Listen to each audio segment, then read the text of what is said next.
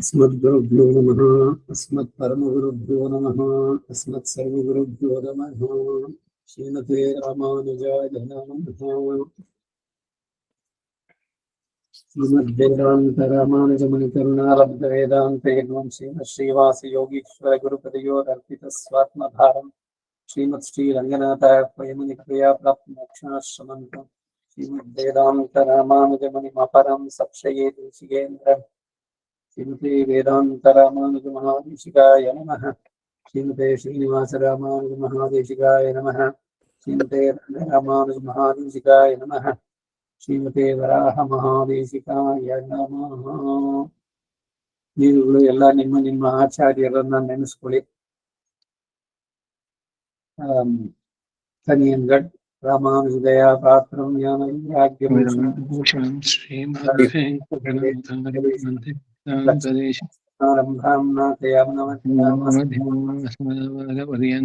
ವಂದೇ ಗುರು ಪರಂಪರಾಂ यो नित्यमच्युतपदाम्बुजयुग्मरुक्मं व्यामोहतस्तदितराणि प्रणाय मेने अस्मद्गुरोर्भगवतोऽस्य दयैकसिन्धोः रामानुजस्य चरणौ शरणं प्रपद्ये। मातापिता युवतियस्तनया विभूतिः सर्वं यदेव नियमेन मधन्मयानाम् आद्यस्य नः कुलपतेर्वकुलाभिरामं श्रीमत्तदङ्ग्रीवडं प्रणमामि मूर्ध्नम् भूतं सरश्च महदाह्वयपट्टनाथः श्रीभक्तिसारकुलशेखरयोगिवाहान् भक्तान् दिनेणुपरकालयतीन्द्रमिश्रान् श्रीमत्पराङ्कुशमुनिं प्रणतोऽस्मि नित्यम्। शुक्लाम्बरधरं विष्णुं शशिवर्णं चतुर्भुजं प्रसन्नवदनं ध्यायेत् सर्वविघ्नोपशान्तये। यस्य द्विरुदभक्त्राद्याः पारिषद्याः परशुतं विघ्नान्ति सततं विश्वक्सेनं तमाश्रये। सूत्रवती समेता श्री विश्वक्सेनाय नमः। ध्यान आवाहनानि षोडशोपचार पूजां मनसा समर्पयामि। ಎಲ್ಲರಿಗೂ ನಮಸ್ಕಾರ. ಪಾದುಕಾ ಸಹಸ್ರ ಕಲಿಯಬೇಕು ಅನ್ನೋ ಆಸಕ್ತಿಯಿಂದ ಬಂದಿದ್ದೀರಿ. ಮೊದಲನಾಗಿ ಅಭಿನಂದನೆಗಳು ನಿಮಗೆ. ನಾನು ಅರ್ಥಾನುಸಂಧಾನಕ್ಕೆ ಜಾಸ್ತಿ ಹೋಗಲ್ಲ, ಪ್ರಧಾನವಾಗಿ ನಾನು ಹೇಳ್ತೀನಿ, ಅದನ್ನು 2 ಬಾರಿ ಜಗದೀಶ ಮತ್ತೆ ನರಸಿಂಹ ಪ್ರಸಾದ್ ಒಬ್ಬೊಬ್ರು ರಿಪೀಟ್ ಮಾಡಿ, ಮಿಕ್ಕವರೆಲ್ಲ ಮ್ಯೂಟ್ ಮಾಡ್ಕೊಂಡು ನೀವುಗಳು ಹೇಳಿ ಕೇಳಿಸ್ಕೊಳ್ಳಿ ಚೆನ್ನಾಗಿ, ಮತ್ತೆ ಅಭ್ಯಾಸ ಮಾಡಿ. ಅದ್ ಮಾಡ್ತಾ ಬಂದ್ರೆ ಬೇಗ ಸೊ ಎರಡು ಕ್ಲಾಸ್ ಒಂದೊಂದು ಇದಕ್ಕೆ ಬರುವಂತ, ಅಂದ್ರೆ 6 ಸಲ ನಿಮ್ ಕಿವಿ ಮೇಲೆ ಬೀಳುತ್ತೆ. ಇವತ್ತು ಹೇಳಿದ್ದು ನಾಳೆ ದಿವಸ ಅದನ್ನು ರಿಪೀಟ್ ಮಾಡುತ್ತೆ, ಆಮೇಲೆ ಇನ್ನೊಂದಷ್ಟು ಸೇರಿಸುವಂತ. ಹೀಗೆ ಎಷ್ಟು ಶೀಘ್ರವಾಗಿ ಮುಗಿಸೋಕ್ ಸಾಧ್ಯನೋ ಅಷ್ಟು ಪ್ರಯತ್ನ ಮಾಡೋಣ. ಇನ್ನು ಇವತ್ತೊಂದು ದಿವಸ ಮಾತ್ರ ಈ ಸ್ವಲ್ಪ ಪೀಠಿಗೆ ಪಾದುಕಾ ಸಹಸ್ರಂ, ಇದು ವೇದಾಂತ ದೇಶಕ್ಕೆ ಬರೆದಂತಹ ಸುಮಾರು 150ಕ್ಕೂ ಹೆಚ್ಚು ಕೃತಿಗಳಲ್ಲಿ ಬಹಳ ದೊಡ್ಡದಾಗ್ತದೆ, ಸರ್ವೋತ್ತಮವಾದ ಕೃತಿ ರತ್ನ ಅಂತ. ಯಾಕೆಂದ್ರೆ ಇದನ್ನು ಬರೆದ ಮೇಲೆ ನನ್ನ ಜನ್ಮ ಸಫಲವಾಯಿತು ಅಂತಾರೆ ಕಡೆನಲ್ಲಿ. ಪಾದುಕಾ ಸಹಸ್ರ ಎಲ್ಲ ಕೇಳಿರ್ಬೇಕು ನೀವು, ಏನೆಲ್ಲ ಎಲ್ಲ ಜೊತೆ ಕತೆಗೆಲ್ಲ ಹೆಚ್ಚಿಗೆ ಹೋಗುವುದಿಲ್ಲ. ಒಬ್ರು ಚಾಲೆಂಜ್ ಮಾಡಿದ್ರು ಇವ್ರನ್ನ, ಒಂದೇ ರಾತ್ರಿನಲ್ಲಿ ಭಗವಂತ ರಂಗನಾಥನ ಪಾದುಕೆಯ ಬಗ್ಗೆ 1,000 ಶ್ಲೋಕಗಳನ್ನ ಬರೀಬೇಕು ಅಂತ.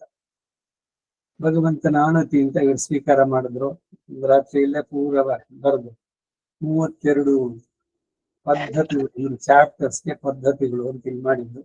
32 ನಂಬರ್ ಕೂಡ ಬಹಳ ಮುಖ್ಯ. ಉಪನಿಷತ್ತುಗಳಲ್ಲಿ 32 ವಿದ್ಯೆಗಳಿದೆ. ರಹಸ್ಯ ತ್ರಿಸಾರದಲ್ಲಿ 32 ಅಧಿಕಾರಗಳಿದೆ. ಇಲ್ಲಿ 1008 ಶ್ಲೋಕಗಳು ಅದರಲ್ಲಿ ಇರಾಗುವಂಥದ್ದು. ಶಠಾರಿ ದೇವಸ್ಥಾನದಲ್ಲಿ ಈಗ ನೋಡುದು. ಏನ್ ಶಠಾರಿ ಅಂದ್ರೆ, ಶಠಾರಿ ಅಂತಂದ್ರೆ ಭಗವಂತನ ಪಾದುಕೆನೆ ಶಠರಿತು. ನಮ್ಮಾಳ್ವಾರ್ ಅವ್ರಿಗೇನೆ, ಅವ್ರ ತಿರುವಾಯಿಗಳು ಇದೆಲ್ಲ ಶಠಗೋಪಸ್ತುತಿ ಕೂಡ ಇದು ಆಗಿದೆ. ಯಾಕಂದ್ರೆ ಪಾದುಕೆ ಬಗ್ಗೆ, ಭಗವಂತನ ಪಾದುಕೆ ಬಗ್ಗೆ ಏನು ಹೇಳ್ಬಹುದು? ಯಾವ್ದೋ ಕಾಲ ತುಂಬಾ ಚೆನ್ನಾಗಿದೆ, ಇಂಪಾರ್ಟೆಂಟ್, ಆ ಬ್ರ್ಯಾಂಡ, ಈ ಬ್ರ್ಯಾಂಡ, ಕಲರ್, ಅದು ಇದು. ಇಲ್ಲಿ ಭಗವಂತನ ಪಾದುಕೆಯಲ್ಲಿ ಎಲ್ಲವನ್ನೂ ಹೇಳ್ತಾರೆ. ರಾಮಾಯಣವೂ ಇದೆ, ಪ್ರತಿಯೊಂದು ಸಮಸ್ತವೂ ಕೂಡ ಹೇಳ್ತಾ ಬರ್ತಾರೆ.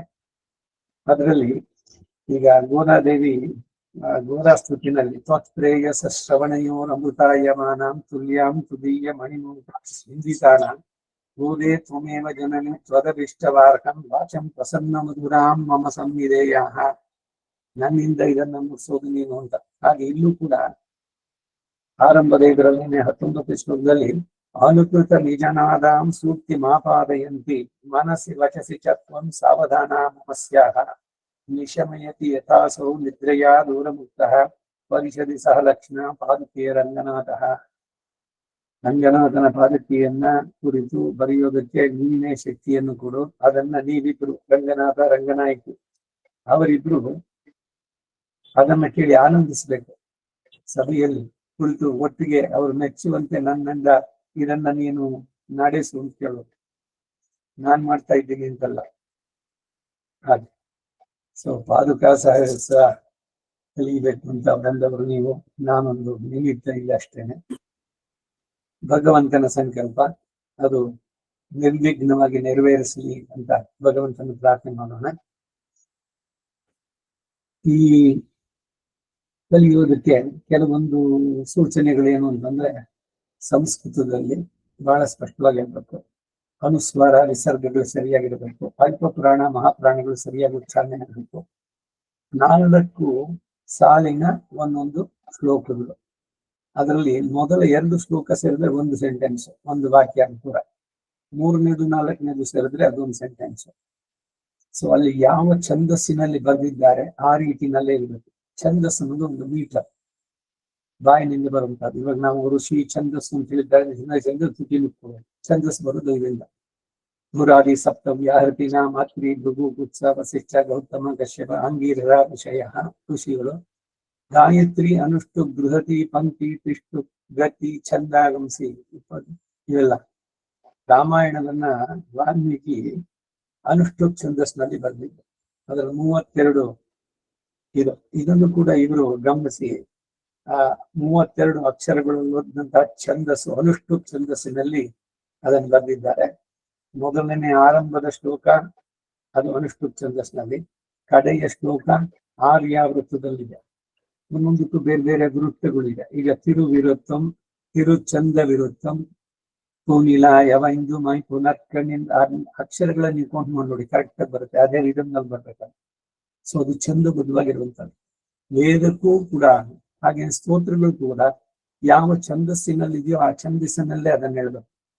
ಈಗ ಉದಾಹರಣೆಗೆ ಕಾಂತಃ ತೇ ಪುರುಷೋತ್ತಮ ಪಣಿಪತಿ ಶಯ್ಯಾಸನಂ ವಾಹನಂ ಬೀಡಿಸಿ ಚೂರ್ ಮಾಡಿದ್ರೆ ಅದು ಯಾವ ಛಂದಸ್ನಲ್ಲಿ ಇತ್ತು ಅದು ಹೋಯ್ತದೆ. ಸೊ ಛಂದೋಬದ್ಧವಾಗಿರ್ಬೇಕು ಅಂತಂದ್ರೆ ಯಾರ ಕೃತಿ ಬರೆದಿದ್ದಾರೋ ಅವರು ಯಾವ ಛಂದಸ್ಸಿನಲ್ಲಿ ಹೇಳಿದ್ರು ಅದೇ ರೀತಿ ಅದನ್ನು ಉಚ್ಚಾರಣೆ ಮಾಡಬೇಕು. ಇದೆಲ್ಲ ಗಮನಿಸ್ಬೇಕಾಗಿದೆ. ಯಾವುದನ್ನು ಕಲಿಬೇಕಾದ್ರೆ ಗುರುಮುಖ ಮನದೀಪ್ಯ ಪ್ರಾಹ ವೇದಾನ ಶೇಷಾನ್, ಅದು ಅವ್ರ ಒಬ್ಬರಿಗೇನೆ, ಅವ್ರ ಒಬ್ಬರಿಗೇನೆ. ವೇದವನ್ನು ಕಲ್ತವನು ಜಾತ ವೇದ, ಪುಸ್ತದಲ್ಲೇ ತಿಳಿದವನ ಅಗ್ನಿ ಭಗವಂತ. ಮತ್ತೆ ವೈನತೆಯ ವೇದಾತ್ಮ ಹೇಗೇಶ್ವರ. ಈ 3 ಜನರನ್ನು ಬಿಟ್ರೆ ಇನ್ಯಾರು ನಮ್ಮ ಸಂಪ್ರದಾಯದಲ್ಲಿ ಪುರಾಣಗಳ ಇದರಲ್ಲಿ ನೋಡಿದ್ರೆ ಗುರುವಿನಿಂದ ಕಲಿಯದೆ ತಾವಾಗಿ ಹೇಳಿದ್ದಲ್ಲ. ಕೆಲವರು ಒಂದು ಧೋರಣೆ, ಏನ್ ಹೇಳ್ಬೇಕು ಕೊಡಿ, ನಾ ಹೇಳ್ತೀನಿ, ಯಾವುದನ್ನಾದ್ರೂ ಕೂಡ ಹೇಳ್ತೀನಿ ಅಂತ ಗುರು ಮುಖದಿಂದ ಕಲಿಬೇಕು. ಅವಾಗ್ಲೇ ಅದಕ್ಕೆ ಒಂದು ಹಿರಿಮೆ ಬರೋದು ಮತ್ತು ವಿಶೇಷವಾದ ಶಕ್ತಿ ಉಂಟಾಗುವಂತ. ನೀವೊಂದು ಸ್ತೋತ್ರವನ್ನ ಮತ್ತೊಂದು ಮಾಡಿದಾಗ ಅದರ ಪಣ್ಯ ಇದ್ರದ್ದು ಸರಿಯಾಗಿ ಸಿಗ್ಬೇಕು ಅಂತಂದ್ರೆ, ದೀರ್ಘವತ್ತರಾಗ್ಬೇಕಂದ್ರೆ ಗುರುಮುಖದಿಂದ ಅದನ್ನು ಕಲಿದ್ರೆ ಮಾತ್ರ ಅದಕ್ಕೆ ಬರುವಂತದ್ದು. ಇಲ್ದಿದ್ರೆ ತಪ್ಪಾಗಿ ಹೇಳಿದ್ರೆ ಅದಕ್ಕೆ ವಿಪರೀತವಾದ ಫಲಗಳು ಕೂಡ ಬರುತ್ತೆ. ಅದರಿಂದ ಭಕ್ತಿ ಶ್ರದ್ಧೆಯಿಂದ ಇವುಗಳನ್ನ ಗುರುಮುಖದಿಂದ ಕಲಿತು ಆಮೇಲೆ ಮಾಡುವಂತದ್ದು. ನನಗೆ ನನ್ನ ಯಾವ ಜನ್ಮದ ಸುಕೃತವೋ ಅನಂತರಂಗಾಚಾರ್ಯರಲ್ಲಿ ನಾನು ಬಹಳಷ್ಟು ವಸ್ತುಗಳು ಇದ್ದೆ, ಅನೇಕ ಪುಸ್ತಕಗಳನ್ನು ಬರೀಬೇಕಾಗಿದೆ. ಈ ಪಾದಕ ಶಾಸ್ತ್ರ ಏನಿಲ್ಲ. ಸೊ ಇಂಡಿವಿಜುವಲ್ ಆಗಿ ಅದು ಜೊತೆಯಲ್ಲಿ ಕಾಲಕ್ಷೇಪಗಳು ರೆಗ್ಯುಲರ್ ಆಗಿ ಬಿಟ್ಟು ನನಗೆ ಸಪರೇಟ್ ಆಗಿ ಇಂಡಿವಿಜುವಲ್ ಆಗಿ ನಾನಲ್ಲಿ ಎಲ್ಲ ಕೃತಿಗಳು, ದೇಶಿಕರ ಸ್ತೋತ್ರಗಳು, ದೇಶಿಕ ಪ್ರಬಂಧ, ತಿರುಮಂಗೆ ಆಳ್ವಾರ್ದು, ಈಗೆಲ್ಲ ಪ್ರಿನ್ಸಿಪಲ್ ಉಪನಿಷತ್ಸು, ಇವುಗಳಿಗೆಲ್ಲ ರಂಗರಾಮಾನುಜ ಭಾಷ್ಯವನ್ನು ಇಟ್ಕೊಂಡು ನಾವೆಲ್ಲ ಬರ್ದಿದ್ವಿ. ಸೊ ಒಂದು ಸುಕೃತ ವಿಶೇಷ. ಸೊ ಅವರತ್ರ ನನಗೆ ಎಲ್ಲದರ ಕಾಲಕ್ಷೇಪ ಇವುಗಳ ಆಗುವಂತ. ಸಫಲಂ ಮಮ ಜನ್ಮ ತಾವದೇತತೆ ಅನ್ನುವ ಸಮಾಧಾನದ ಉದ್ಗಾರವನ್ನು ಹೊರಡಿಸಿದ್ದಾರೆ. ಈ ಕಥೆಯೆಲ್ಲ ಹಿಂದೆ ಕೇಳಿದ್ದೀವಿ. ಪದ ಕಮಲ ಸಹಸ್ರಂ ಅಂತ 300 ಶ್ಲೋಕಗಳನ್ನು ಬರೆದ್ಬಿಟ್ಟು ಅವ್ರು ಬಿಟ್ಬಿಟ್ರು ಅಷ್ಟಕ್ಕೆ. ಇವರು 1000 ನಿಲ್ಲಿಸಿ ಬ್ರಾಹ್ಮಿ ಮುಹೂರ್ತಕ್ಕೆ ಹೋದ್ರು. ತಮ್ಮ ನಿತ್ಯ ವಿಧಿಗೆ ರಾತ್ರಿ ಎಲ್ಲ ಪೂರ ಒಂದೇ ರಾತ್ರಿನಲ್ಲಿ ಈ 1008 ಶ್ಲೋಕಗಳನ್ನು ಬರೆದು ಭಗವಂತನಿಗೆ ರಂಗನಾಥನಿಗೆ ಸಮರ್ಪಿಸಿದ್ದು. ಅದಕ್ಕೇನೆ ರಂಗನಾಥನೇ ಇವರಿಗೆ ಕವಿತಾರ್ಕಿಕ ಸಿಂಹ, ಸರ್ವತಂತ್ರ ಸ್ವತಂತ್ರ ಅನ್ನುವ ಬಿರುದುಗಳನ್ನು ಕೂಡ ಕೊಟ್ಟಿದ್ದ. ನಿನ್ನನ್ನು ಸ್ತುತಿಸೋದಕ್ಕೆ ಬೇಕಾದ ಸಾಮರ್ಥ್ಯ ನನ್ನಲ್ಲಿ ಇದೆ ಅಂತ ನಾನು ಅನ್ಕೊಂಡಿಲ್ಲ, ಆದ್ರೂ ನಾನು ಇದಕ್ಕೆ ತೊಡಗಿದ್ದೀನಿ ಅಂತ ಮೊದಲು ಪೂರ್ವಾಚಾರ್ಯರುಗಳನ್ನ ನಮಿಸಿ ಆನಂದ ಶುರು ಮಾಡ್ತಾರೆ, ಷಟಗೋಪರನ್ನ ಪ್ರಾರ್ಥನೆ ಮಾಡ್ತಾರೆ. ಎಲ್ಲ ಒಂದೊಂದೇ ಪದ್ಧತಿಗಳನ್ನು ಬರುವಂತ. ಇದು ಸಾಕು ಇಷ್ಟು ಪೀಠಿಗೆ. ಈಗ ನೇರವಾಗಿ ಶುರು ಮಾಡೋಣ. ಅಥ ಶ್ರೀಮನ್ ನಿಗಮಾಂತ ಮಹಾದೇಶಿಗರ್ ಅನುಗ್ರಹಿಸಿದಂತಹ ಶ್ರೀ ಪಾದುಕಾ ಸಹಸ್ರಂ ಶ್ರೀಮಾನ್ ವೆಂಕಟನಾಥಾರ್ಯ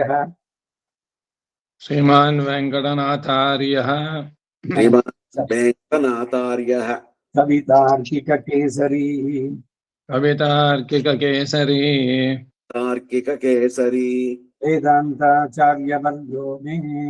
ವೇದಾಂತಾಚಾರ್ಯವರ್ಯೋ ಮೇ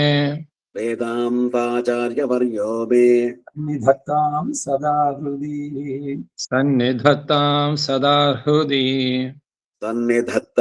ಸದಾ ಹೃದಿ ಶ್ರೀರಂಗನಾಥ ದಿವ್ಯಮಣಿ ಪಾದುಕಾಭ್ಯಾಂ ನಮಃ.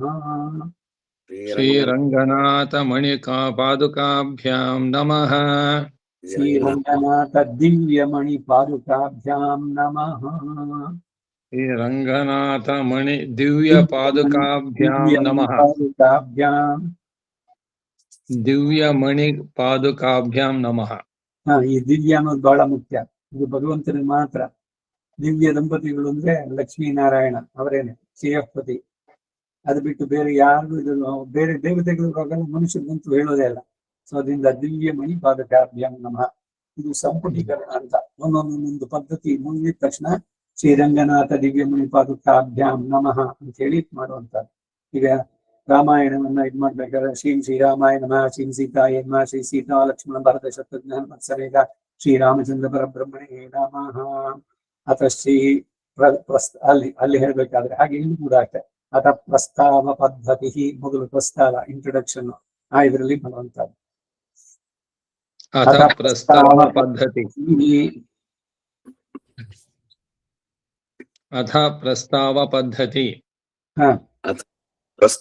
ಪದ್ಧತಿ ಸಂತ ಶ್ರೀರಂಗ ಪೃಥ್ವೀಶ ಚರಣತ್ರಾಣ ಶೇಖರಾಃ. ಸಂತ ಶ್ರೀರಂಗ ಪೃಥ್ವೀಶ ಚರಣತ್ರಾಣ ಶೇಖರಾಃ. ಸಂತ ಶ್ರೀರಂಗ ಪೃಥ್ವೀಶ ಚರಣತ್ರಾಣ ಶೇಖರಾಃ. ಜಯಂತಿ ಭುವನತ್ರಾಣ ಪದ ಪಂಕಜರೇ ನಮಃ. ಜಯಂತಿ ಭುವನತ್ರಾಣ ಪದ ಪಂಕಜರೇ ನಮಃ. ಜಯಂತೆ ಭುವನತ್ರಾಣ ಪದ ಪಂಕಜರೇ ನಮಃ. ಭರತಾಯ ಪರಂ ನಮೋಸ್ತು ತಸ್ಮೈ. ಭರತಾಯ ಪರಂ ನಮೋಸ್ತು ತಸ್ಮೈ. ಭರತಾಯ ಪರಂ ನಮೋಸ್ತು ತಸ್ಮೈ. ಪ್ರಥಮೋದಾಹರಣಾಯ ಭಕ್ತಿಭಾಜಾಂ. ಪ್ರಥಮೋದಾಹರಣಾಯ ಭಕ್ತಿಭಾಜಾಂ. ಪ್ರಥಮೋದಾಹರಣಾಯ ಭಕ್ತಿಭಾಜಾಂ. ಪ್ರಥಮೋದಾಹರಣಾಯ ಭಕ್ತಿಭಾಜಾಂ. ಯದುಪಜ್ಞಮಶೇಷತಃ ಪೃಥಿವ್ಯಾಂ. ಯದುಪಜ್ಞಮಶೇಷತಃ ಪೃಥಿವ್ಯಾಂ. ಯದುಪಜ್ಞಮಶೇಷತಃ ಪೃಥಿವ್ಯಾಂ. ಪ್ರಥಿತೋ ರಾಘವ ಪಾದುಕಾ ಪ್ರಭಾವಃ. ಪ್ರಥಿತೋ ರಾಘವ ಪಾದುಕಾ ಪ್ರಭಾವಃ.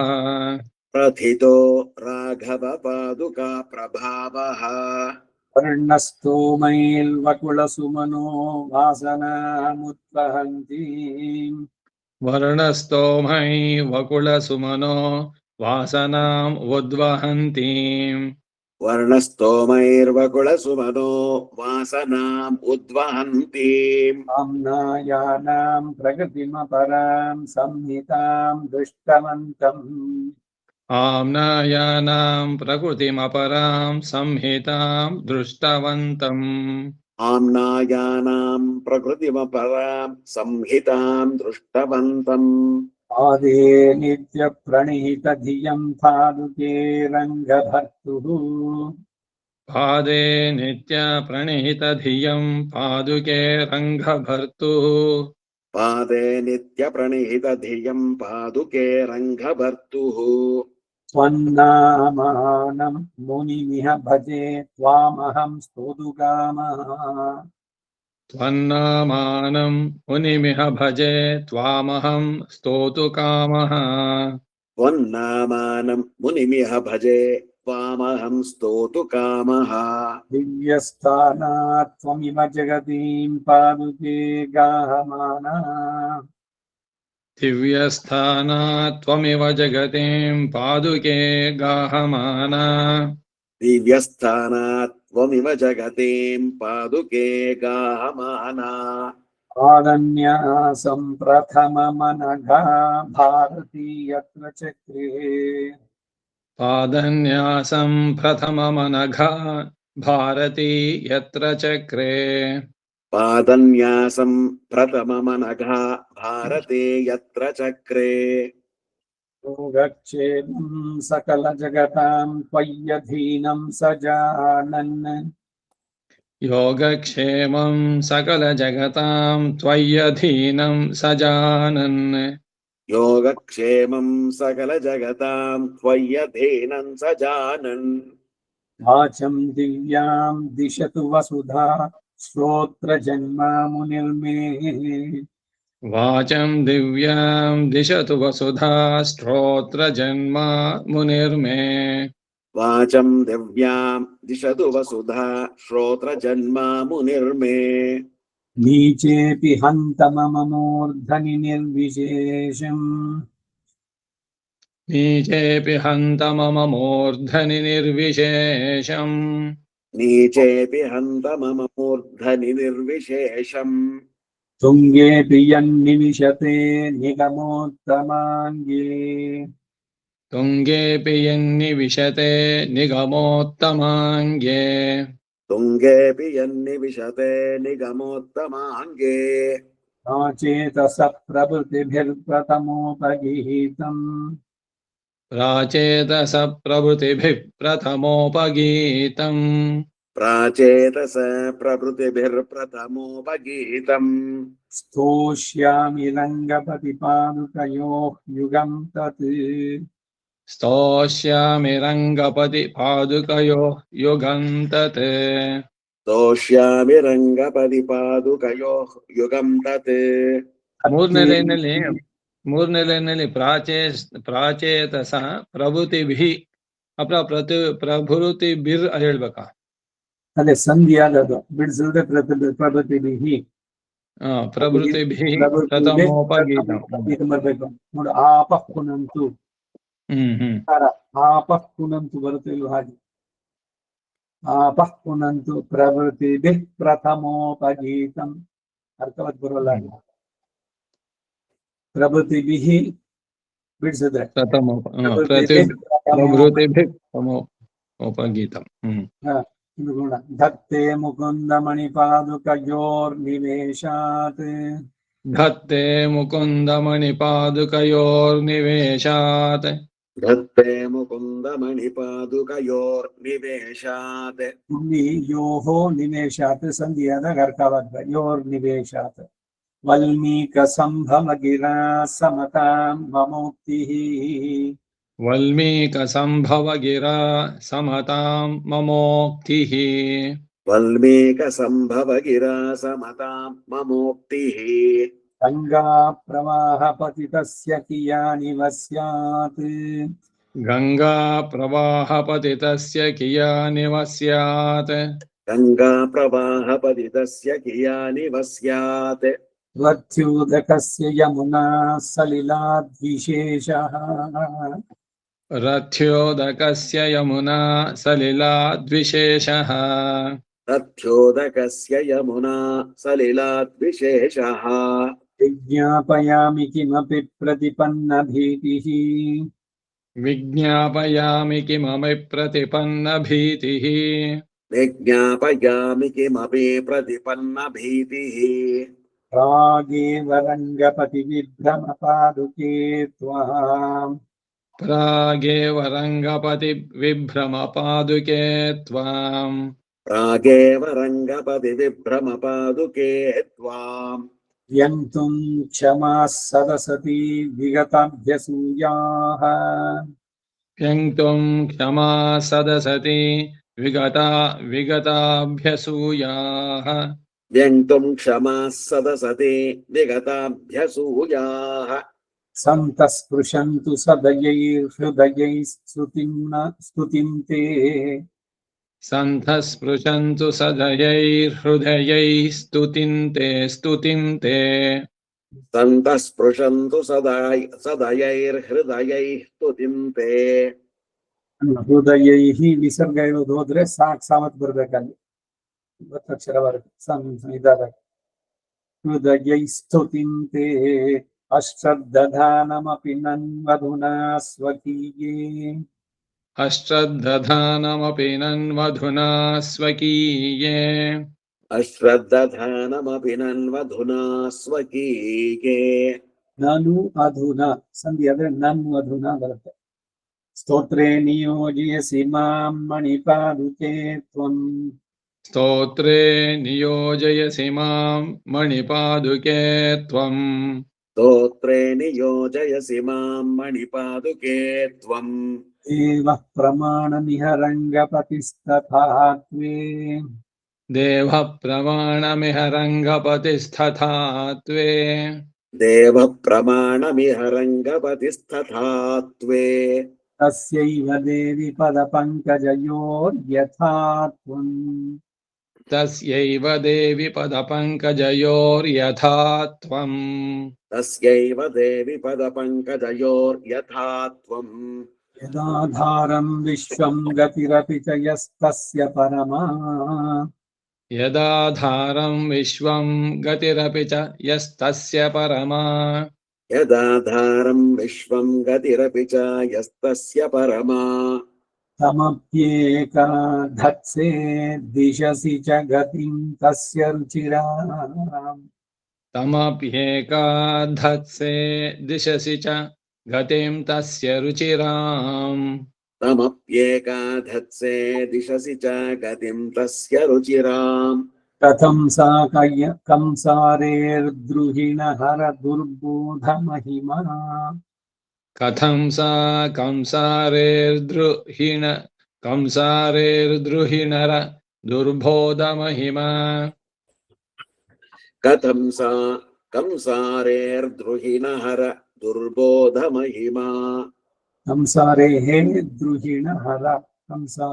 द्रुहिणहर दुर्बोधमहिमा कवीनां क्षुद्राणां त्वमसि मणिपादु स्तुतिपदम् कवीनां क्षुद्राणां त्वमसि मणिपादुस्तुतिपदम् कवीनां क्षुद्राणां त्वमसि मणिपादुस्तुतिपदम् श्रुतिप्रज्ञा सम्पन्महितमहिमानः कति श्रुतिप्रज्ञा सम्पन्महितमहिमानः कति श्रुतिप्रज्ञा सम्पन्महितमहिमानः कति स्तुवन्ति त्वां सन्तः श्रुतिकुहर कण्डूहरगिरः स्तुवन्ति त्वां सन्तः श्रुतिकुहर कण्डूहरगिरः स्तुवन्ति त्वां सन्तः श्रुतिकुहर कण्डूहरगिरः अहं त्वल्पस्तद्वद् यदिह बहुजल्पामि तदपि अहं त्वल्पस्तद्वद् यदिह बहुजल्पामि तदपि अहं त्वल्पस्तद्वद् यदिह बहुजल्पामि तदपि त्वदायत्तं रङ्गक्षितिरमणपादावनिविदुः त्वदायत्तं रङ्गक्षितिरमण पादावनिविदुः त्वदायत्तं रङ्गक्षितिरमण पादावनिविदुः यदेशस्तौमि त्वां त्रियुगचरणत्रायिणि ततो यदेशस्तौमि त्वां त्रियुगचरणत्रायिणि ततो यदेशस्तौमि त्वां त्रियुगचरणत्रागिणि ततो महिम्नः काहानिस्तव मम तु सम्पन्निरवधिः महिम्नः का हानिस्तव मम तु सम्पन्निरवधिः महिम्नः का हानिस्तव मम तु सम्पन्निरवधिः गुणालीढा कामं भवतु सुरसिन्धुर्भगवती शुनालीढा कामं भवतु सुरसिन्धु भगवती चुनालीढा सिन्धुर्भगवती इल्ले अर्कवत्व स्तुति शुना सुरसिन्धुः भगवते सुरसिन्धुर्भगवती शुनालीढा कामं भवतु सुरसिन्धुर्भगवती चुनालीढा कामं भवतु सुरसिन्धुर्भगवती देशा किं भूता स तु सपदि सन्तापरहितः तदेशा किं भूता स तु सपदि सन्तापरहितः तदेशा किं भूता स तु सपदि सन्तापरहितः हितप्रेक्षालाभक्षण परिणमत्पञ्चशपदा मितप्रेक्षा लाभक्षण परिणमत्पञ्चश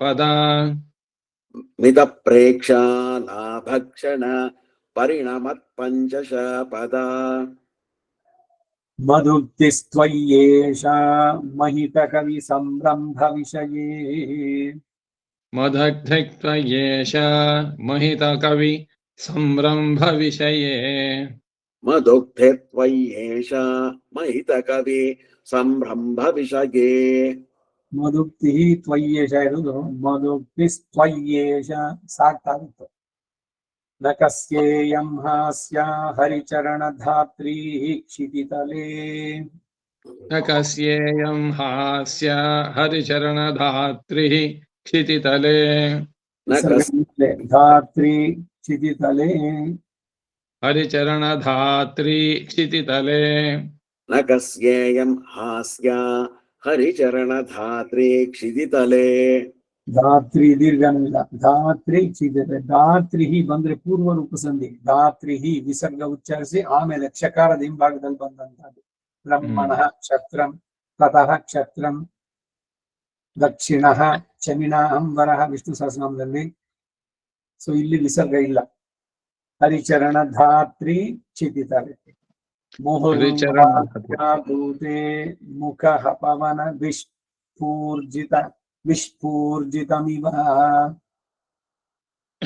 मुहुर्वात्याधूते मुखपवन विस्फूर्जितमिव विस्फूर्जितमिव विस्फूर्जितमिव मुहुर्वात्याधूते मुखपवन विस्फूर्जितमिव निस्सन्देह निजापकर्ष विषयोत्कर्षोऽपि हर्षोदया निस्सन्देह निजापकर्ष विषयोत्कर्षोऽपि हर्षोदया निस्सन्देह निजापकर्ष विषयोत्कर्षोऽपि हर्षोदया प्रत्यूढक्रम भक्ति वैभव भवद्वैयात्यवाचालितः प्रत्यूढक्रम भक्ति वैभव भवद्वैयात्यवाचालितः प्रत्यूढक्रम भक्ति वैभव भवद्वैयात्यवाचालितः गङ्गाधीश पदप्रवर्णन कृतारम्भैर्निगुम्भैर्गिराम्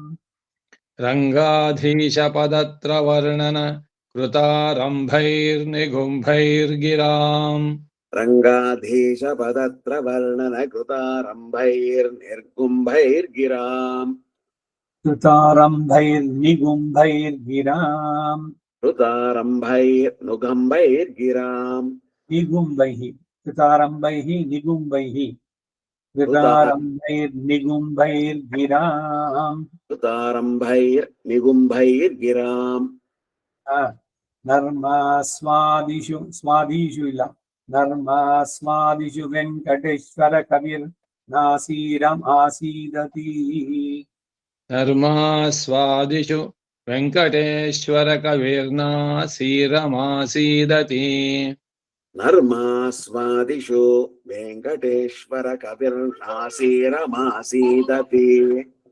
रङ्गक्ष्मापतिरत्नपादु भवतीं तुष्टुशतो मे जनात् रङ्गक्ष्मापतिरत्नपादु भवतीं तुष्टुशतो मे जवात् रङ्गाक्ष्मपते रत्नपादु भवते तुष्टुशतो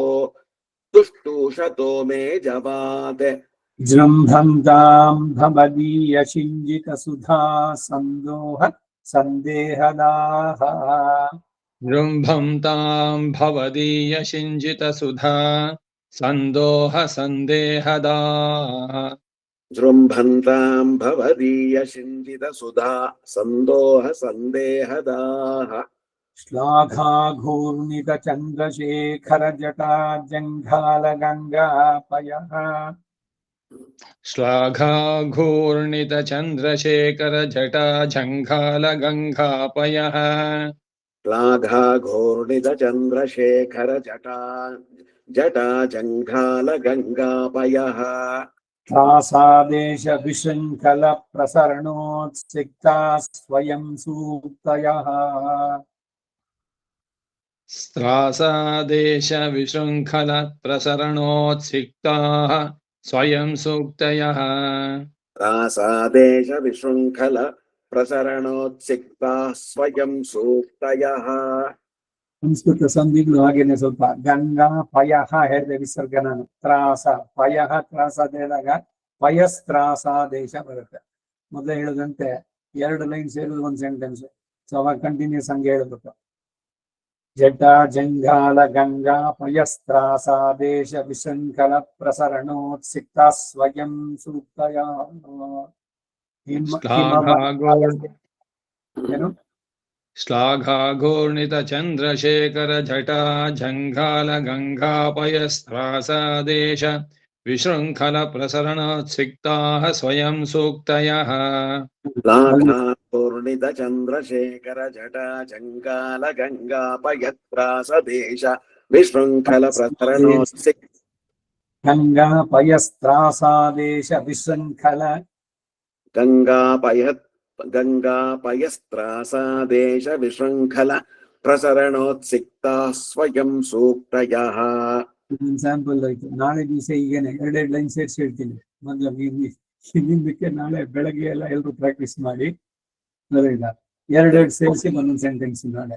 ಸೊ ಅಲ್ಲ ಆಯ್ತು, ಆಮೇಲೆ ಮುಂದಕ್ಕೆ ಹೋಗುವಂತ ಮೊದಲನೇ ಎಕ್ಸಾಮ್ 1 ಸೆಂಟೆನ್ಸ್, 2ನೇ ದಿವಸ 2 ಸೆಂಟೆನ್ಸ್ ಸೇರಿಸೋದು. ಈಗ ಹೇಳಿದಂತೆ ಎಕ್ಸಾಂಪಲ್ किमवन्नलसेतु मध्यभाजां भरताभ्यर्चित पादुकामतं सः हिमवन्नलसेतु मध्यभाजां भरताभ्यर्चित पादुकावतंसः हिमवन्नलसेतो मध्यभाजां भरताभ्यर्चित पादुकावतंसः अतपोधनधर्मतः कवीनाम् अखिलेष्वस्मि मनोरथेष्ववाक्यः अतपोधनधर्मतः कवीनाम् अखिलेष्वस्मि मनोरथेष्वबाह्यः अतपोधनधर्मतः कवीनाम् अखिलेष्वस्मि मनोरथेष्वबाह्यः अनिदं प्रथमस्य शब्दराशेः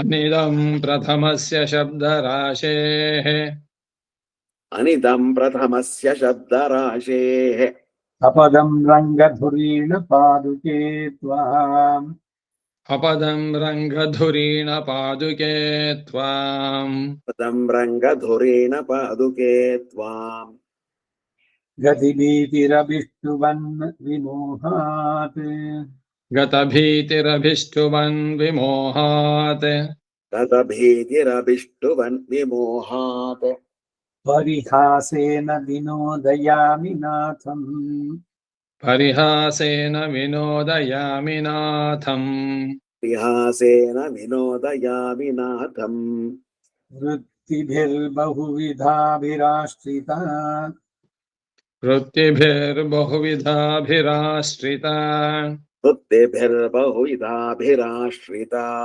वेङ्कटेश्वर कवेः सरस्वती वेङ्कटेश्वर कवेः सरस्वती ವೆಂಕಟೇಶ್ವರ ಕವೇ ಸರಸ್ವತಿ ಅದ್ಯ ರಂಗಪತಿರತ್ನ ಪಾದುಕೆ ಅದ್ಯ ರಂಗಪತಿರತ್ನ ಪಾದುಕೆ ಅದ್ಯ ರಂಗಪತಿರತ್ನ ಪಾದುಕೆ ನರ್ತಕೀವ ಭವತೀಂ ನಿಷೇವತಾಂ ನರ್ತಕೀವ ಭವತೀಂ ನಿಷೇವತಾಂ ನರ್ತಕೀವ ಭವತಿ ನಿಷೇವತಾಂ ಅಪಾರ ಕರುಣಾಂಬುದೇ ಸ್ತವ ಖಲು ಪ್ರಸಾದಾದಹಂ ಅಪಾರ ಕರುಣಾಂಬುಧೇಸ್ತವ ಖಲು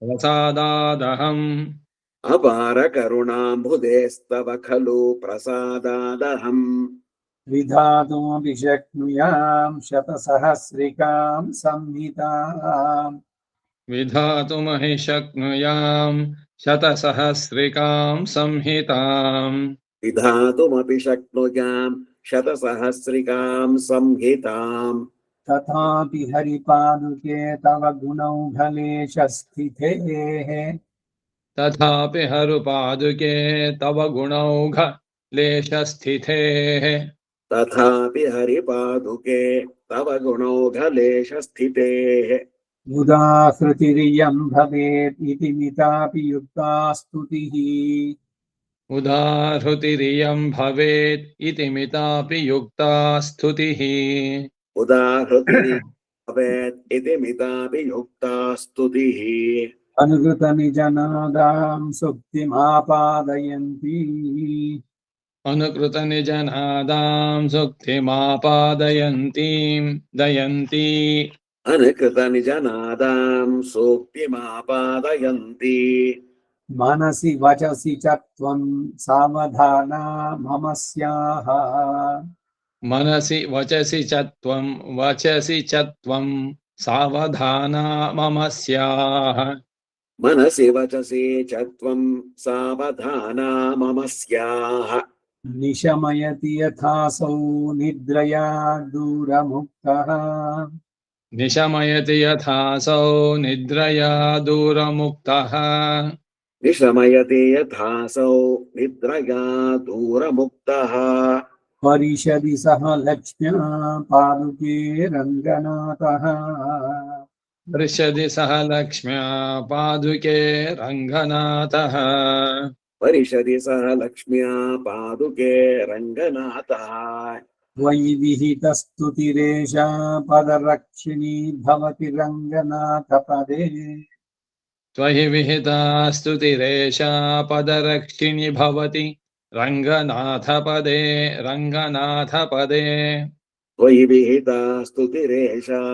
ಪದರಕ್ಷಿಣಿ ಭವತಿ ರಂಗನಾಥ ಪದೇ ತದುಪರಿ ಕೃತಾ ಸಪರ್ಯಾ ನಮತಾಮಿವ ನಾಕಿನಾಂ ಶಿರಸಿ ತದುಪರಿ ಕೃತಾ ಸಪರ್ಯಾ ನಮತಾಮಿವ ನಾಕಿನಾಂ ಶಿರಸಿ ತದುಪರಿ ಕೃತಾ ಸಪರ್ಯಾ ನಮತಾಮಿವ ನಾಕಿನಾಂ ಶಿರಸಿ ಇತಿ ಪ್ರಸ್ತಾವ ಪದ್ಧತಿಃ ಇತಿ ಪ್ರಸ್ತಾವ ಪದ್ಧತಿಃ ಇತೀವ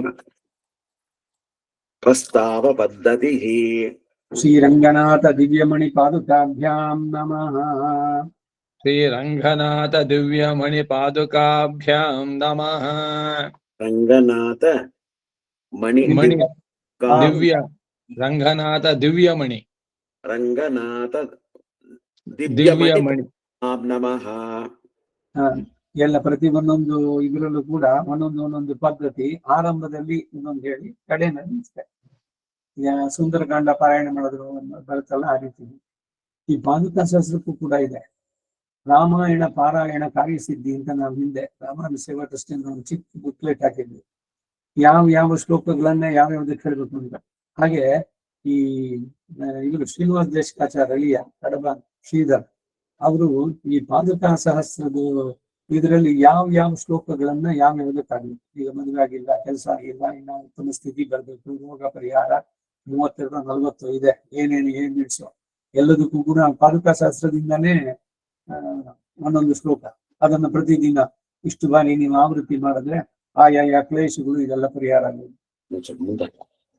ಆ ರೀತಿ ಈಗ ಅಥ ದ್ವಿತೀಯ ಪದ್ಧತಿ ಸಮಾಖ್ಯಾ ಪದ್ಧತಿ समाख्या पद्धति समाख्या पद्धतिः ಶ್ರೀರಂಗನಾಥ ದಿವ್ಯಮಣಿ ಪಾದುಕಾಭ್ಯಾಂ ನಮಃ श्रीरङ्गनाथ दिव्यमणि पादुकाभ्यां नमः रङ्गनाथ दिव्यमणिपादुकाभ्यां नमः ವಂದೇ ವಿಷ್ಣುಪದಾಸಕ್ತಂ ತಂ ಋಷಿಂ ಕಾಂಚ ಪಾದುಕಾ वन्दे विष्णुपदासक्तं तं ऋषिं तां च पादुकाम् वन्दे विष्णुपदासक्तं तं ऋषिं तां च पादुकाम् ಯಥಾರ್ಥ ಷಟದಿಕ್ ಸಂಜ್ಞಾ ಮಚ್ಚಿತ್ತ ವಿಜಯಾದ್ಯಯೋಃ यथार्था षटजित्संज्ञा मच्चित्तविजयाद्ययोः यथार्था षटजित् संज्ञामच्चित्तविजयाद्ययोः ದ್ರವಿಡೋಪನಿಷನ್ನಿವೇಶ ಶೂನ್ಯಾನ್ द्रविडोपनिषन्निवेशशून्यान् द्रविडोपनिषन्निवेशशून्यान् ಲಕ್ಷ್ಮೀರಮಣಾಯ ರೋಚಯಿಷ್ಯನ್ अपि लक्ष्मीरमणाय रोचयिष्यन् लक्ष्मीरमणाय रोचयिष्यन् ಧ್ರುವಮಾವಿಶತಿ ಸ್ಮ ಪಾದುಕಾತ್ಮಾ ध्रुवमाविशति स्म पादुकात्मा ध्रुवमाविशति स्म पादुकात्मा ಷಟಕೋಪಸ್ವಯಮೇವ ಮಾನನೀಯಃ षठकोपस्वयमेव माननीयः षटकोपस्वयमेव माननीयः ನಿಯತಂ ಮಣಿಪಾದುಕೆ ದದಾನಃ नियतं मणिपादुके दधानः एतं मणिपादुके दधानः ಸಮುನಿಸ್ತೆ ಷಠಕೋಪ ಇತ್ಯಭಿಖ್ಯಾಂ समुनिस्ते षठकोप इत्यभिज्ञाम् मुनिस्ते षटकोप इत्यभिज्ञाम् ಮಧುಪಾಶ್ರಿತಪಾದಜಾತವಂಶ तदुपाश्रितपादजातवंश वदुपाश्रितपादजातवंश ಪ್ರತಿಪತ್ಯೈ ಪರಮಾತತಾನರೂಪಂ प्रतिपत्यै परमाततानरूपम्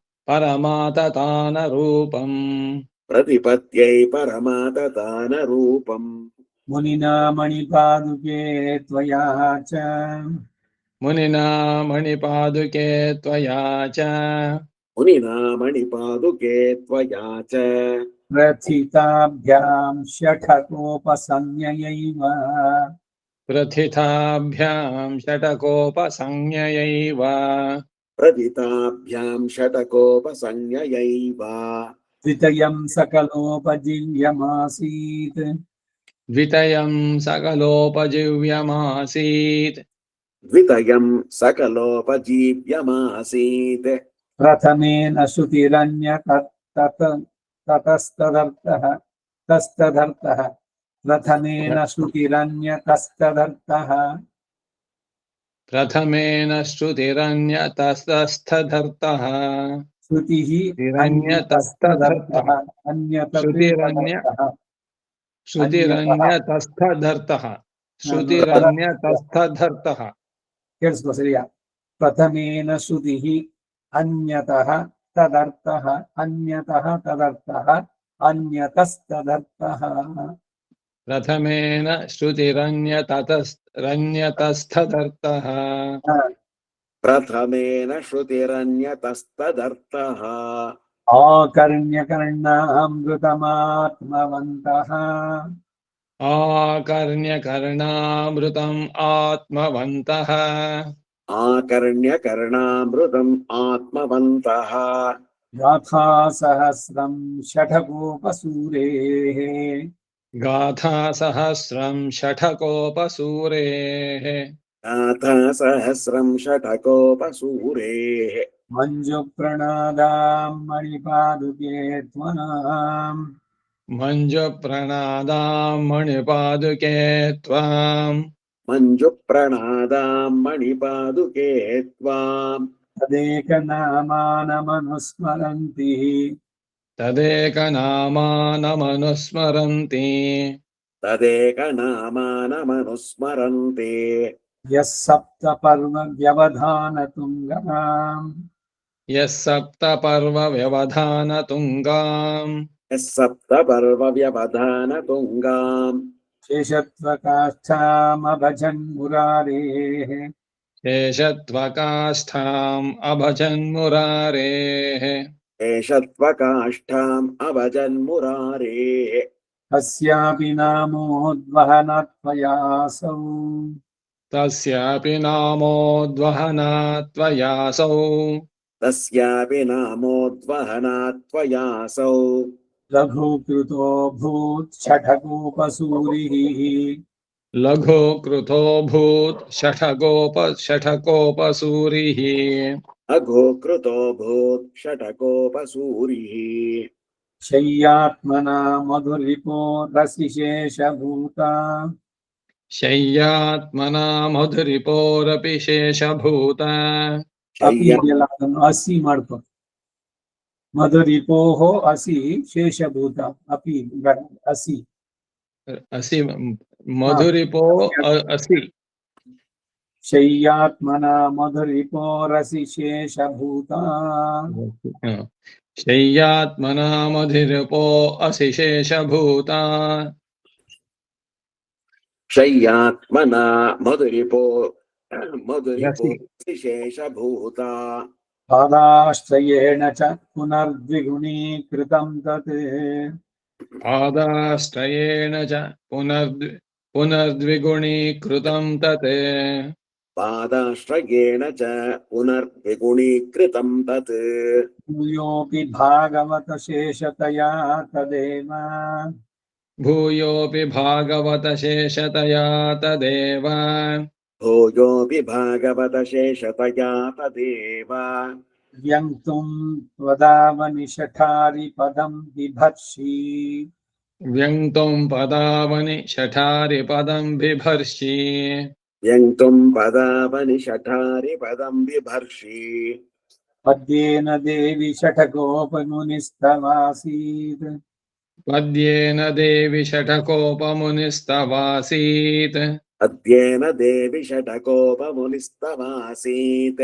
स्यापि नाम वहनान् मणिपादुके त्वम् तस्यापि नाम वहनान्मणिपादुके त्वम् तस्यापि नाम वहनान् मणिपादुके त्वम् शेषी बभूव युवयोरपि शेषशायी शेषी बभूव युवयोरपि शेषशायी शेषी बभूव युवयोरपि शेषशायी शेषं त्वशेषमपि शेषपदे स्थितं वः शेषं त्वशेषमपि शेषपदे स्थितं वः शेषं श्रुत्वशेषमपि शेषपदे स्थितं वः विन्द्यस्तम्भादविहतगतेर्विश्वगाचान्तसिन्धोः विन्द्यस्तम्भादविहतगते विश्वगाचान्तसिन्धोः विन्द्यस्तम्भादविहतगतेर्विश्वगाचान्तसिन्धोः कुम्भीसूनोरसुरकबलग्रासिनः स्वैरभाषः कुम्भीसूनोरसुरकबल ग्रासिनः स्वैरभाषा कुम्भे सूनोरसुरकबलग्रासिनः स्वैरभाषा ಕುಂಭೀಸೂನು ಅಂದ್ರೆ ಅಗಸ್ತ್ಯ, ಕಬಳ ಅಸುರ ಕಬಳ ಅಂದ್ರೆ ವಾತಾಪಿ ಜೀರ್ಣೋಭವ ಅಂತ ಮಾಡಿದ್ನಲ್ಲ ಆ ಕತೆ. ದಿವ್ಯ ಪ್ರಬಂಧ ಅನುಸಂಧಾನ ನೋಡಿ ಆ ಕತೆ ಬರುತ್ತೆ ಅದ್ರಲ್ಲಿ. ವಿಂಧ್ಯ ಮೇಲೆ ಬೆರೀತಾ ಇತ್ತು, ಅಗಸ್ತನ್ ಕೇಳ್ಕೊಂಡ್ರು. ಮೇರು ಪರ್ವತಕ್ಕೆ ಸೂರ್ಯನ ಇದಕ್ಕೆ ಅಡ್ಡಿ ಆಗ್ತಾ ಇದ್ದ. ಅದೇನು ಅವನಿಗೆ ಇಂಪಾರ್ಟೆನ್ಸ್, ಮೇರುಗೆ ನನ್ಗೂ ಸಿಗ್ಲಿ ಅಂತ ಅವನು. ಆಮೇಲೆ ಇವ್ರು ಬಂದು ನಮಸ್ಕಾರ ಮಾಡ್ದ. ನಾನು ವಾಪಸ್ ಬರೋ ತನಕ ನೀ ತಲೆ ಎತ್ತಬೇಡ ಅಂತಂದ್ರು. ಅಗಸ್ತ್ಯರು ವಾಪಸ್ ಬಂದ್ರು ಇಲ್ಲಿಗೆ. ಅದೆಲ್ಲ ಕತೆ ಹಿಂದೆ ಹೇಳಿದಲ್ಲ, ಜ್ಞಾಪಕ ಇದೆಯಾ? ಉತ್ತರದಲ್ಲಿ ಉಲ್ಲಾಸದಲ್ಲಿ ಮರಳೆ ಸರಿ ಇವರೊಬ್ಬರ ದಕ್ಷಿಣಕ್ಕೆ ಬರ್ಬೇಕು ಅಂತ. ಸರಿ ಅವರು ಬಂದ್ರು. ಅವನು ದೇವಶಿಲ್ಪಿ ವಿಶ್ವಕರ್ಮ. ನೀ ಅಗಸ್ತ್ಯರಿಗೆ ನೀವು ನರಮಾಂಸ ತಿನ್ನಿ, ನೀವು ಬರೆದಂತ ತಮಿಳ್ ಭಾಷೆ ಪಹಿಯಾಜ್ ಭಾಷೆ ಆಗ್ಲಿ ಅಂತಂದ್ರು. ಅದಕ್ಕೇನೆ ಇಲ್ಲಿ ಗ್ರಾಸಿನ ಸ್ವೈರ ಭಾಷಾ. ಅದನ್ನ ಪರಿಹಾರ ಮಾಡೋದಕ್ಕೆ ಹೇಗೆ ಬಂದಿದ್ದು ಅಂದ್ರೆ, ತಮಿಳು ಭಾಷೆನಲ್ಲಿ ನಮ್ಮಾಳ್ವಾರ್ ಅವತರಿಸಿ ಅವರ ನಿಮ್ಮ ಮುಖದಿಂದ ದ್ರಾವಿಡ ಪ್ರಬಂಧವಾಗಿ ಬಂದು ತಮಿಳಿಗೆ ಹಿರಿಮೆಯನ್ನು ಕೊಟ್ಟಿದ್ದು. ಭಕ್ತಿ ಪಂಥವನ್ನ ತಮಿಳಿನಲ್ಲೇನೆ ಬರುವಂಗ್ ಮಾಡಿದ್ದು. ಉತ್ಪನ್ನ ದ್ರವಿಡಾದೇಶ ಕರ್ನಾಟಕ ವರ್ಧಂಗದ ಕ್ವಚಿನ್ ಮಹಾರಾಷ್ಟ್ರ ಗುರ್ಜರೆ ಜೀರ್ಣಂಗತಃ ಅಂತ ಭಾಗವತದಲ್ಲಿ ದಿ ಭಕ್ತಿ ಮೂವ್ಮೆಂಟ್ ಸ್ಟಾರ್ಟೆಡ್ ಫ್ರಮ್ ತಮಿಳ್ನಾಡು. ಅದಕ್ಕೆ ಕಾರಣವಾಗಿದ್ದು ಅಗಸ್ತ್ಯರು ತಮಿಳು ಭಾಷೆ. ಭಗವಂತ ಅವರಿಗೆ ಅಶ್ಯೂರೆನ್ಸ್ ಕೊಟ್ಟಿದ್ದು, ಲೋಕ ಹಿತಕ್ಕಾಗಿ ನೀವು ಒಂದ್ಸಲಿ ರಾಕ್ಷಸನ ಮಾಂಸ ತಿನ್ನೋದಾಗ್ಲಿ ಅಂತ. ಮತ್ತೆ ಆಗ್ಲಿಲ್ಲ. ಕುಂಬಿಸುವುದು ಅಂದ್ರೆ ಕುಂಭದಂಬವ, ಮೈತ್ರ ವರುಣ ಅವರಿಬ್ಬರ ಇದರಲ್ಲಿ ಅಗಸ್ತ್ಯ, ಇನ್ನೊಬ್ಬ ಇವನ್ ಬ್ರದರ್ ವಸಿಷ್ಠ. ಅವನು ಇನ್ನೊಂದ್ಸಲಿ ನಿಮಗೆ ಪರಸ್ಪರ ಶಾಪ ಕೊಟ್ಟು ನಿಮ್ ಶರೀರ ಹೋಗ್ಲಿಲ್ಲ. ವಸಿಷ್ಠನ್ಗೂ ಹೋಯ್ತು, ಅವ್ನು ಬ್ರಹ್ಮನತ್ತ ಹೋದ್ರು. ಇನ್ನೊಂದು ಕೆಲಸ ಆಗ್ಬೇಕು. ಮಿತ್ರ ವರುಣ ಅವರಿಬ್ಬರ ಇದರದನ್ನ ಕುಂಭದಲ್ಲಿ ಇಟ್ಟು ಅದರಿಂದ ಬಂದವನು ಮೊದಲು ಅಗಸ್ತ್ಯ, ಆಮೇಲೆ ಬಂದವನು ವಸಿಷ್ಠ. ನಿತ್ಯಂ ಜಾತ ಷಟರಿಪುತನೋರ್ ನಿಷ್ಪತಂತಿ ಮುಖಾರ್ತೆ. ನಿತ್ಯಂ ಜಾತಾ ಷಟರಿಪುತನೋ ನಿಷ್ಪತಂತಿ ಮುಖಾರ್ಥೆ. ನಿತ್ಯಂ ಜಾತ ಷಟರಿಪುತನೋ ನಿಷ್ಪತಂತೆ ಮುಖಾತ್ತೆ. ಷಟರಿಪುತನೋಹೋ ನಿಷ್ಪತಂತಿ ಇದೆ, ಅದು ಸಂಧಿಯಾದಾಗ ಅರ್ಥವಾಗಿ ಬರುತ್ತೆ. ಷಟರಿಪುತನೋರ್ ನಿಷ್ಪತಂತಿ ಮುಖಾರ್ತೆ ಪ್ರಾಚೀನಾನಾಂ ಶ್ರುತಿ ಪರಿಷದಾಂ ಪಾದುಕೆ ಪೂರ್ವಗಣ್ಯಃ. ಪ್ರಾಚೀನಾನಾಂ ಶ್ರುತ ಪರಿಷದಾಂ ಪಾದುಕೆ ಪೂರ್ವಗಣ್ಯ. ಪ್ರಾಚೀನಾನಾಂ ಶ್ರುತಿ ಪರಿಷದಾಂ ಪಾದುಕೆ ಪೂರ್ವಗಣ್ಯ. ಷಟಗೋಪ ಇತಿ ಸಮಾಖ್ಯ ತವ ರಂಗಧುರೀಣ ಪಾದುಕೆ ಯುಕ್ತ.